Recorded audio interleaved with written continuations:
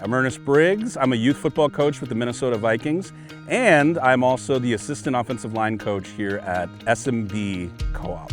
I played 4 years at Minneapolis Roosevelt High School, just up the street in South Minneapolis. I always tell people I was pretty good during my day. That was a long time ago, is what I tell a lot of people. And then I got recruited to go play at the University of St. Thomas, but I busted up my leg. So I ended up becoming more of an educator after that, an artist and actor. I've always been a Vikings fan. My father, grew up telling us that, on Sundays we root for the Minnesota Vikings. I tell everybody that my favorite year that sort of made me a big Vikings fan was the team in 1998. John Randle, Randy Moss's first year, Chris Carter, all of those great people, Randall Cunningham. But I always tell people I was like that, watching Randy Moss do all the things that he was doing on the field during that year, and watching John Randle run the defense and do amazing things was phenomenal. Are you kidding me? Miracle finish! It's a Minneapolis miracle! The Minneapolis Miracle was probably one of my favorite things. I was actually working in a play the night that it was happening. And we had gotten out about maybe a half an hour early, and we went to a local Green Mill restaurant up the street, and there was like the last maybe 3 or 4 minutes of the game. I've coached football, I've played football before. You never really think it's over until it's over, but I was watching the play develop, and then I watched the throw get happen, and then Diggs catches it, and I just screamed. I leapt out of my seat, and I just remember like running through the restaurant, just celebrating with all of these random people, because we were all Vikings fans, and we were just having a blast because we just won. I still think it's one of the greatest Vikings memories I've ever had.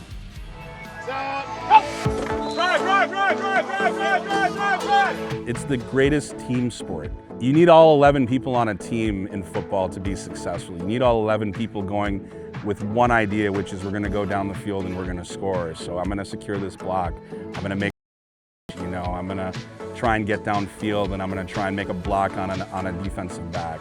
You need all 11 people thinking as one to go make something happen. That's kind of why I love it, because what we're always trying to do whenever we're coaching is we're trying to teach focus, you're trying to teach discipline, and you're trying to teach people to all be on the same page to go execute and do something. You're here for a reason, right? Yes, sir. Represent your community, represent your state, represent Indian country, okay? Yes, sir. The Indigenous Bowl is an all-star bowl game. It was played here in the Twin Cities at US Bank Stadium, but they were pulling people in from Canada, New Mexico, all across the United States, and they brought them in here just to have like a place, all indigenous players, so that they can actually play against one another and showcase their talents to a lot of colleges and universities. I was selected to actually coach in the Indigenous Bowl here in the Twin Cities twice as an offensive line coach as well as a defensive coordinator. And it's probably one of the highlights of my life, if I'm being honest about it.